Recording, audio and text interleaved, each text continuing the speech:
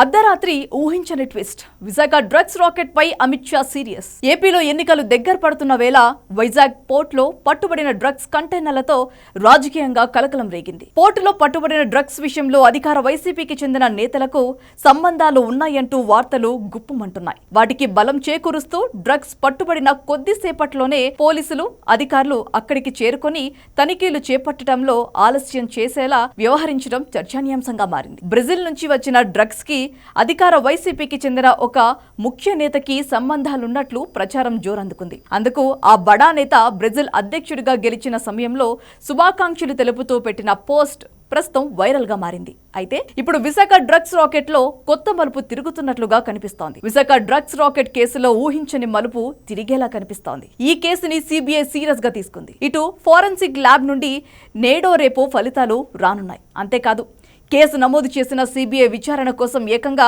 Brazil వెళ్లనున్నట్లు తెలుస్తోంది. బ్రెజిల్లో order అందుకున్న కంపెనీకి వెళ్లి అక్కడ విచారణ మొదలు పెట్టనుంది సిబిఐ ఈ డ్రగ్స్ కేసును సీరియస్ గా తీసుకోవడంతో ఇప్పుడు వైసీపీలోని కొందరు నేతల మెడకి ఈ కేసు చుట్టుకోనుందా అనే అనుమానాలు వ్యక్తమవుతున్నాయి. వేల కిలోల డ్రగ్స్ పట్టుబడటంతో కేంద్ర హోంమంత్రి అమిత్ షా సీరియస్ గా తీసుకున్నారు. లక్షల కోట్ల విలువ చేసే డ్రగ్స్ పట్టుబడటంతో కేసును సీరియస్ గా తీసుకోవాలని ఆదేశించినట్లుగా తెలుస్తోంది. కేసులో ఎంతటి వారు ఉన్నా ఉపేక్షించవద్దని సిబిఐని ఆదేశించారు. నేరుగా కేంద్ర హోంమంత్రి అమిత్ షా డ్రగ్స్ కేసుపై సీరియస్ గా తీసుకోవడంతో రాష్ట్రంలోని వైసీపీ నేతల్లో గుబులు మొదలైంది. ఇది ఎక్కడికి దారి తీస్తోందోనని వైసీపీ ముఖ్య నేతలు టెన్షన్ పడుతున్నారు.